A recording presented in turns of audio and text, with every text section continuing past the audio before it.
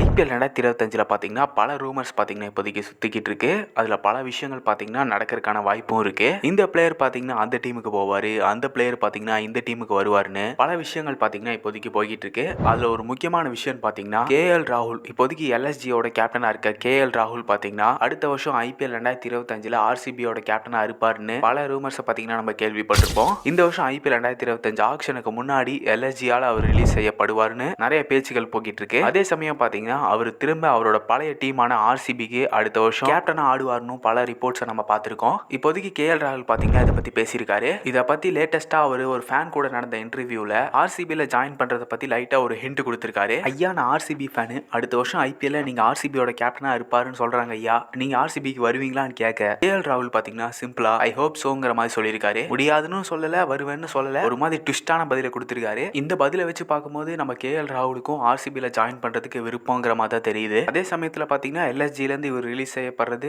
லைட்டாக கன்ஃபார்ம் ஆகுது. இந்த பதிலில் பார்க்கும்போது ஒருவேளை உண்மையானவே கேஎல் ராகுல் ஆர்சிபிக்கு கம்பேக் கொடுத்தா தரமாக இருக்கும். அடுத்த வருஷம் ஆர்சிபியும் அவங்களுக்கான கேப்டனை தேடிட்டு இருக்காங்க. கேஎல் ராகுல் உள்ள வந்தா கேப்டன் ஹோம் கமிங், அதுக்கப்புறம் ஆர்சிபியில் விராட் கூட ஓப்பனும் பண்ணுவார். தரமான சம்பவமாக இருக்கும். ஸோ பார்க்கலாம், கூடிய சீக்கிரம் இந்த மந்த் எண்ட் பார்த்தீங்கன்னா ரிட்டென்ஷன் ரூல்ஸ் அனௌன்ஸ் பண்ணிடுவாங்க. அதுக்கப்புறம் தான் ஆட்டமே சூடு பிடிக்க போகுது. கேஎல் ராகுல் ஆர்சிபிக்கு வரதை பற்றி நீங்கள் என்ன நினைக்கிறீங்கன்னு மறக்காம கமெண்ட்ஸில் சொல்லுங்கள். இன்னொரு வீடியோவில் நான் உங்களை மீட் பண்ணுறேன். So thanks boys.